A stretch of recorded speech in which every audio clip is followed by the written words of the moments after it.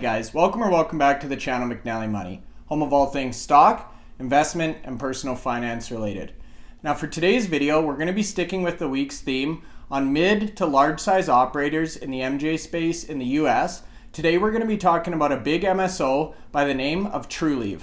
Now we just talked about Green Thumb earlier in the week. This company is very similar, so I wanted to compare and contrast in today's video.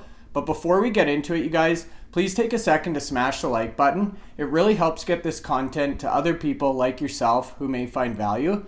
If you're not already subscribed to the channel, McNallie Money, feel free to do so. And let me know in the comment section below what you think of Trulieve, how you think it stacks up to some of the other competitors we've talked about on this channel, and if you're currently holding shares. Now without further ado, let's get into today's video.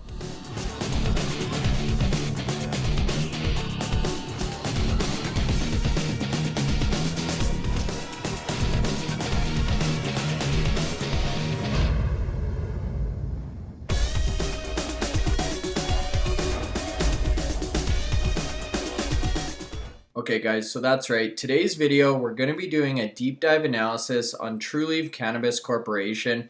Now we just talked about Green Thumb Industries on Tuesday on the channel here. This company is very similar. For those of you who watched that video, I was at a wedding last week. I was talking to a buddy out there. He actually recommended 2 cannabis plays for me to take a look at on the channel. Both of them are big or at least medium-sized MSO multi-state operators in the United States. I've been looking to transition some of my holdings away from Canadian-based cannabis to US-based companies, or at least companies that operate on both sides of the border here. So Trulieve and Green Thumb are great opportunities if you're looking for exposure to the US cannabis or MJ market specifically. We're going to go through their investor presentation. We're going to talk about some quarterly earnings that came out a couple of months ago. And I think honestly, you guys, both of these companies definitely deserve to be on your watch list if you're looking for exposure in this type of industry to the United States. These both seem like prime candidates. And I know that I'm definitely going to be looking to move some money around in my account to get more exposure south of the border here. Now to kick things off, I wanted to take a look at the Trulieve chart here. So I have a 1 year pulled up. Back in the middle of March of this year, this company was trading close to $63 a share, and you're now able to get it as of Wednesday's close at $34.23 Canadian per share. So they did trade down about $1 on the day, about 2.8%. And they closed out at that 34.23 Canadian type of level. And based on that close, they're looking at a market cap of about $6.3 billion. So on the Canadian Securities Exchange, you guys, this one trades under the ticker symbol TRUL. Now they also trade on the OTC in the United States, exact same as we saw with Green Thumb. And on the OTC, Trulieve Cannabis actually trades under the ticker symbol TCNNF. Now on the US side of things, they're sitting at a market cap of about $5 billion. So they are slightly smaller than Green Thumb. However, the company business model and overall operations are very similar. And that's why I really wanted to get these videos out in the same week, so you guys can compare and contrast if you are looking to get a position in one or both of these companies. Now another similarity between the two, you guys, is Trulieve is actually putting up positive net income, and you can actually see that's generating them a price to earnings ratio of just over 37, which is definitely a little bit rich compared to some more established industries or companies. But for a company that's in this type of spot with an industry that's growing at such an exponential rate, we're going to look at some of their quarter over quarter revenue results later in the presentation. I think this is definitely attractive. And as mentioned in our video on Tuesday, it's very rare to find cannabis companies that are actually putting up positive net income or overall profit. So I was super excited to see that with both Trulieve and Green Thumb. So that, in combination with the fact that you're now picking up shares for $30 less than you would have in the middle of March, is actually really exciting for me as a potential investor in Trulieve.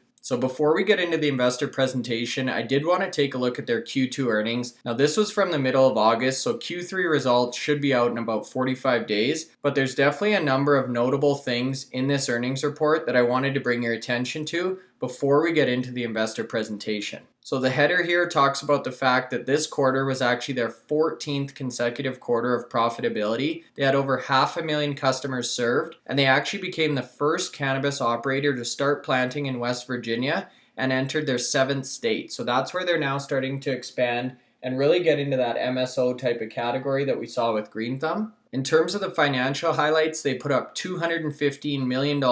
This is in US dollars, you guys, a sequential increase of 21 million over Q1. So again, very similar to the numbers we saw out of Green Thumb. They generated positive net income of just under $41 million, positive adjusted EBITDA of $95 million, and a gross profit margin of 67%, which looks very promising compared to some of the other operators in this sector. Now, in terms of the operational highlights, they also announced the acquisition of Harvest Health, which was one of the biggest cannabis acquisitions in the United States to date. They opened their first dispensary in Massachusetts, and they actually opened up their 91st store across the US, with 85 of those locations actually focused in the state of Florida. So they are definitely focused geographically on Florida at the time being, but they are looking to aggressively build out their network and retail footprint into other states, which we're going to look at in their investor presentation in a couple of minutes here. Now, before we get into the investor presentation, I wanted to quickly jump over to the Trulieve website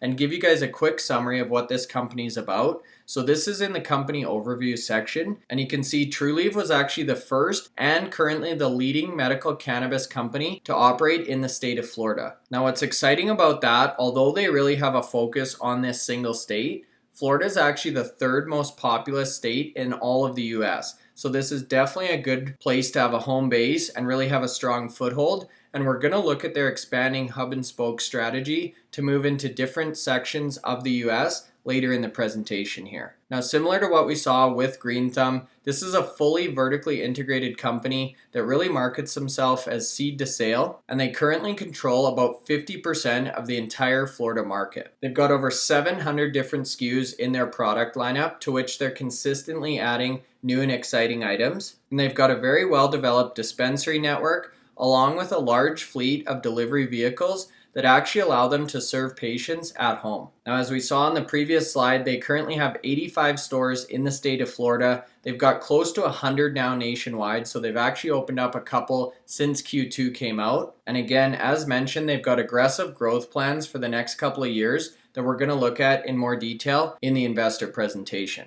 So to kick things off here, you guys, I wanted to provide a couple of high-level numbers. So you can see here, there's that magic number, triple-digit dispensaries, 100 as of September 21st. So again, they've opened up a few since that Q2 earnings release came out. They're operating in 7 different states. They've got over 2.2 million square feet of cultivation capacity in the US. That's as of June 30th. And again, we see that big headline number, 14 consecutive quarters of profitability, which is really a feather in the cap of the leadership team here at Trulieve, and really does differentiate them from a lot of the other, specifically the penny stocks or smaller cap companies that we've talked about on the channel. Now, we talked about the acquisition of Harvest Health in the intro. I did want to spend a second on this because this acquisition, as they mention here, is integral to their actual hub and spoke strategy moving forward. So we believe the Trulieve and Harvest combination will expand our regional hub strategy and provide leading market positions in the most attractive markets across the US.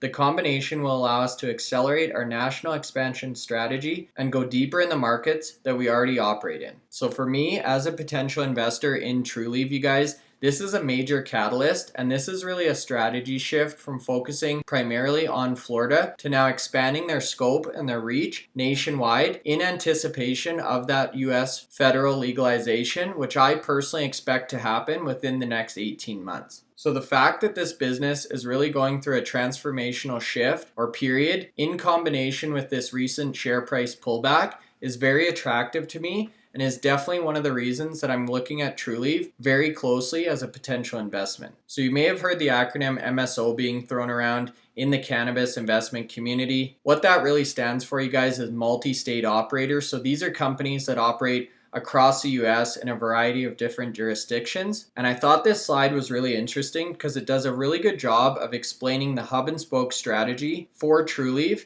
in each of the different markets that they've identified. So they've really identified 3 core markets, which are the Southwest, which encompasses California, Nevada, Arizona, and Colorado. And you can see they've actually color-coded the states based on the different brands or banner that are currently operating there. So yellow is Harvest, light green is Trulieve, and the darker green, like we see in California, are states that have both Trulieve and Harvest operations. So they're looking to have 21 stores in the Southwest, 375,000 square feet of cultivation and production capacity, which makes them a formidable and prominent player in that region. Now, if we shift over to the Northeast here, you guys, this encompasses 5 different states. Again, very similar to the Southwest. They're looking at 23 store locations, 330,000 square feet of cultivation and production capacity. So very similar in terms of size.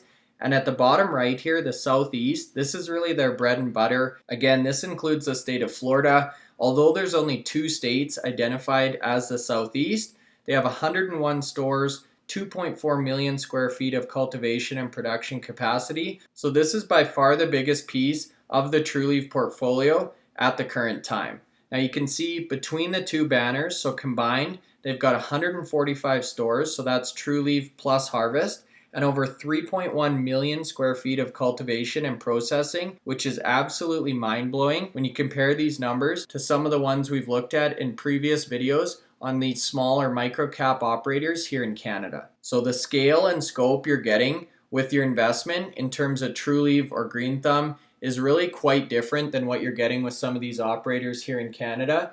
And that's exactly what we talked about in Tuesday's video when we discussed the total addressable market and the market cap versus revenue of some of the Canadian companies versus those in the United States. Now I will mention, you guys, this is their future roadmap or plan. 2 states are still under construction, so West Virginia and Georgia, and they have plans to expand into Arizona, Colorado, Maryland, and Nevada. Now we're not going to talk about each and every one of their operations in terms of the different states, but I did want to highlight 2 just for reference here, you guys. So first up is Florida. Again, this is their bread and butter. This is where they originally applied for their initial application. To give you guys some frame of reference, approximately 2 million of the total 2.4 million square feet of cultivation in the Southeast is actually located in Florida as of September 1st. You can see the stores they do have in this state are actually outperforming. So they only have about a quarter of the stores in the state overall, but they're actually capturing about half of the overall market share. So they're over indexing in terms of their ratio of stores to market share. Florida's got over 600,000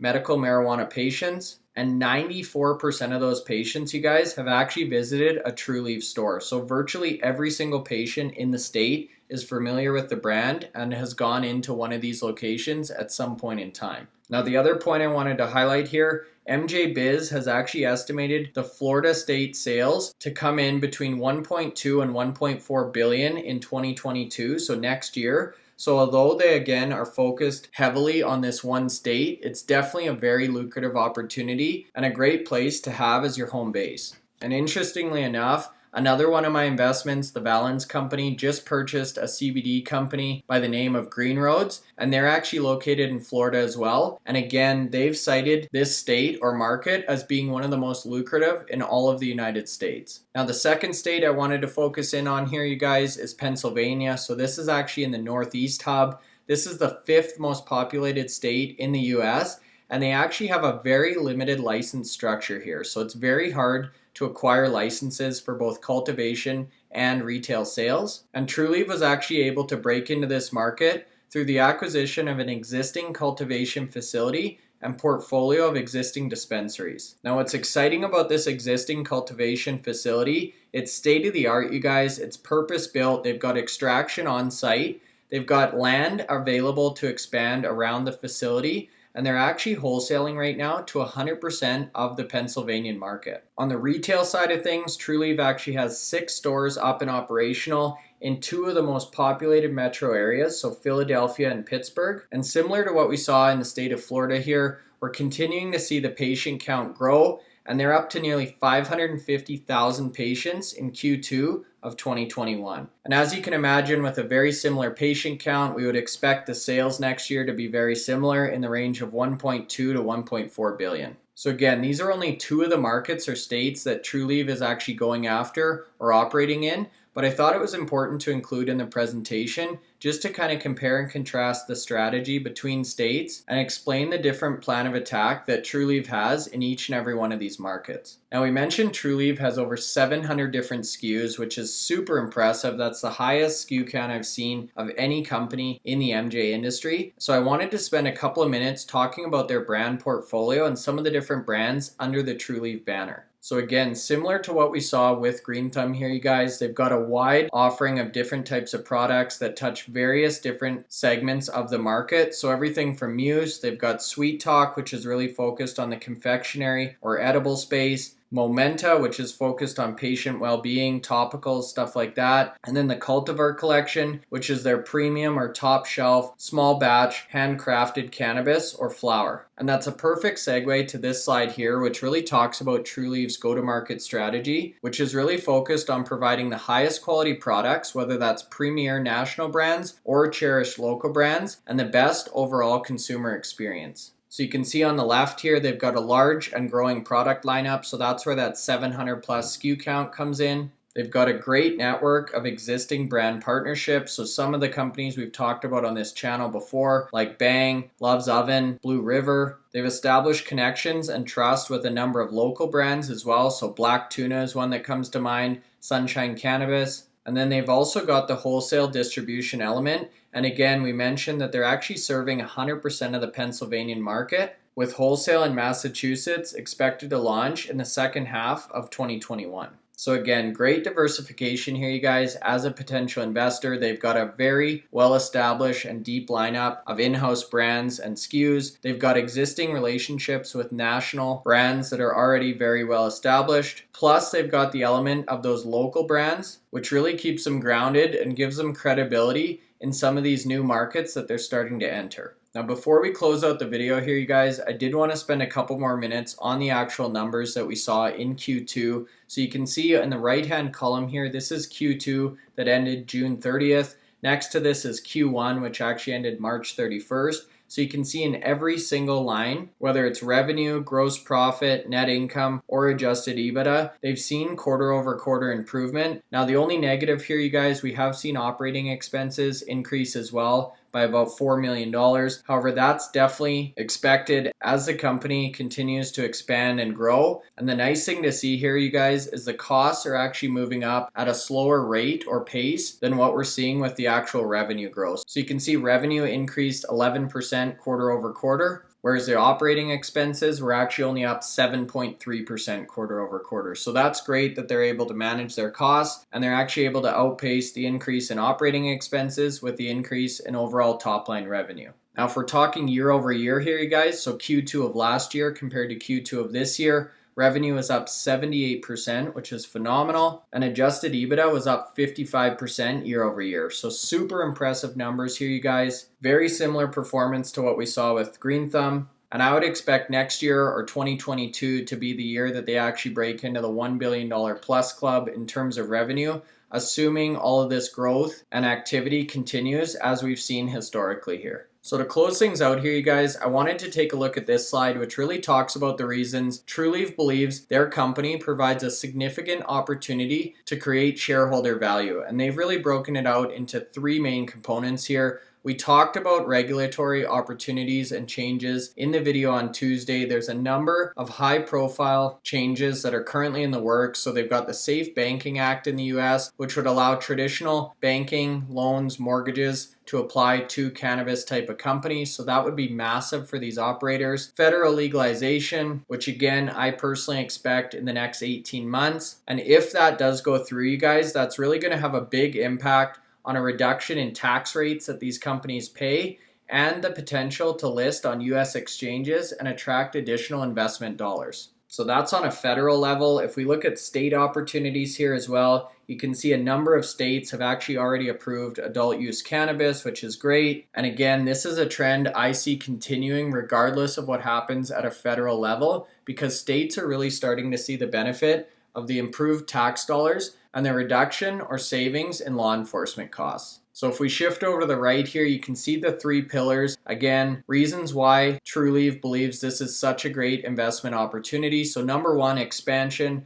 We talked about the opportunities through the merger acquisition pipeline. We just saw a prime example of that with the acquisition of Harvest. And this again really allows them to aggressively build out that hub and spoke strategy that we looked at a few slides ago. Number 2 is execution. So Trulieve has actually been able to maintain that number 1 market position in the state of Florida throughout the duration of their existence. They've got proven results and experience implementing efficiencies, synergies, and automation within their organization, and a great track record in terms of capitalizing on acquisitions and other opportunities to grow their company. Now, the 3rd pillar here, you guys, is momentum. This is really talking about some of these regulatory catalysts that we just mentioned on the left-hand side, and their leading track record of profitability has really set the wheels in motion at Trulieve and has got this company in a great financial position to continue to build out on their growth strategy. So for these reasons, you guys, along with all the other ones that we covered in today's video, I definitely think Trulieve is worth a closer look. As mentioned, I personally am looking to transition some of my investments in the cannabis space out of Canadian companies into these larger MSO type of operators in the US. I'm already invested in Cresco Labs. I just made an investment in Harborside, which is a smaller cap type of company, and I'm strongly considering opening up a position in Green Thumb and Trulieve to complement that US portfolio. As always, I'll keep you guys posted on if and when I do decide to pull the trigger. If you're still watching the video at this point, hopefully you found some value, so make sure you smash that like button, you guys. If you're not already subscribed to the channel McNallie Money, feel free to join the community. And on a final note, thanks so much for watching and have a great rest of your day.